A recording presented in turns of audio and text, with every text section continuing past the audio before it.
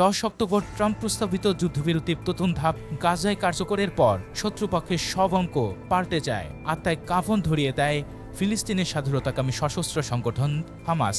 2 বছরের বেশি সময়ে শত শত টন বোমা বর্ষণ আর বুলেটে ছিন্ন ভিন্ন গাজা থেকে হামাসের নাম নিশানা মুছে ফেলার খুশিতে থাকা ইসরায়েল ও তাদের দোসর রাষ্ট্রের ঘুম হারাম করার চিত্র ধীরে ধীরে ফুটে ওঠে।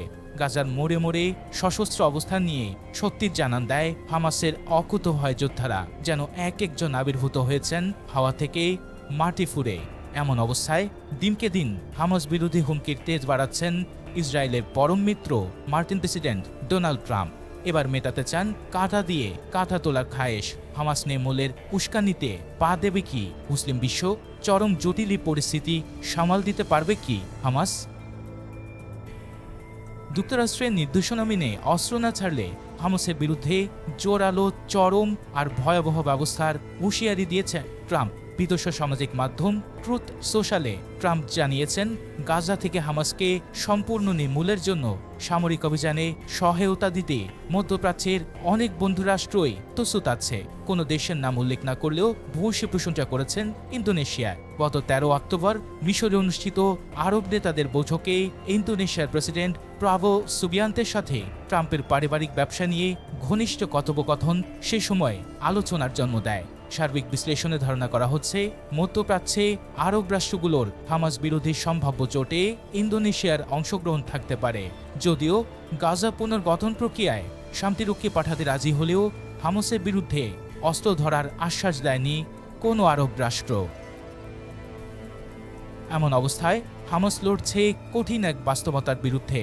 গাজা যুদ্ধে ইসরায়েলের প্রধান পৃষ্ঠপোষক যুক্তরাষ্ট্রের কৌশলের কাছে নতি স্বীকার করে অস্ত্র সমর্পণ আর হামাসের শীর্ষ নেতারা নির্বাসনে গেলে সংগঠনটি অস্তিত্ব সংকটে পড়া দিবালোকের মতো স্পষ্ট। এমন জটিল পরিস্থিতিতে হামাসকে লড়তে হচ্ছে স্থানীয় একাধিক সশস্ত্র গোষ্ঠীর বিরুদ্ধেও। সুযোগ সন্ধানী গোষ্ঠীগুলোর প্রধান পৃষ্ঠপোষক স্বাধীন ফিলিস্তিনের দাবিকে ভয়ঙ্কর দুঃস্বপ্নে পাল্টে দেয়া ইসরায়েল এখানেই শেষ নয়। শাবাবের মতো কোনো কোনো গোষ্ঠীকে পরোক্ষ সহায়তা দিচ্ছে যুক্তরাষ্ট্র। সুযোগ সন্ধানী গোষ্ঠীগুলোকে এতদিন গোপনে অর্থ আর অস্ত্র সহায়তা দিলেও হামাস দমনের লক্ষ্য বাস্তবায়নে ইদানিং প্রকাশ্যে এদের ব্যবহারের কথা বলতে শুরু করেছে ট্রাম্প প্রশাসন।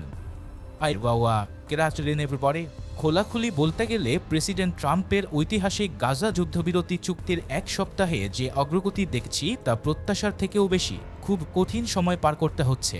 একদিকে খুনি সন্ত্রাসী গোষ্ঠী নিরপরাধ মানুষদের হত্যা করছে, অন্যদিকে ইসরায়েলি সেনাবাহিনী ব্যস্ত আত্মরক্ষায়। এই দুইয়ের মাঝে পড়ে মাসুল দেয়া নিরস্ত্র ফিলিস্তিনিদের জন্য সেনা তত্ত্বাবধানের চিকিৎসা কেন্দ্র খোলার ব্যবস্থা করে চমৎকার কাজ করেছে ইসরায়েল।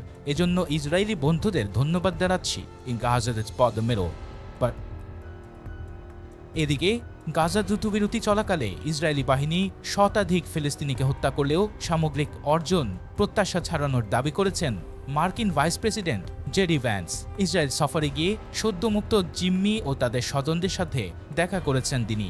অবশ্য এই সফরে ফিলিস্তিনিদের অবর্ণনীয় ক্ষয়ক্ষতি আর প্রাণহানিতে নজর দেওয়ার পরিবর্তেই ইসরায়েলের প্রতি স্তুতি বাক্য ফুলঝুরি বিলিয়েছেন ভ্যান। সাথে ছিলেন ট্রাম্পের জামাতা জ্যারেড কুশনার ও মধ্যপ্রাচ্য বিষয়ক মার্কিন দূত স্টিভ উইটকাফ। মূলত ইসরায়েলের স্বার্থ অক্ষুণ্ণ রেখে গাজা যুদ্ধবিরতি বাস্তবায়নের পেছনের কারিগর কুশনার। তাদের এই সফরের সময় তেল আবিবে মার্কিন দূতাবাসের বাইরে মিছিল করেছেন গাজায় জিম্মিদের স্বজনরা। অবশিষ্ট লাশ ফিরিয়ে আনার পাশাপাশি চুক্তির শর্ত বাস্তবায়নের মাধ্যমে যুদ্ধবিরতি অটুট রাখার নিশ্চয়তা চেয়েছেন তারা। এদিকে রেড ক্রসের মাধ্যমে 2 জিম্মির লাশ ইসরায়েলের কাছে হস্তান্তর করেছে হামাস। যুদ্ধবিরতি চুক্তির প্রথম দফার শর্ত মেনে 28 জিম্মির মরদেহের মধ্যে মঙ্গলবার পর্যন্ত অন্তত 15টি হস্তান্তর করল হামাস।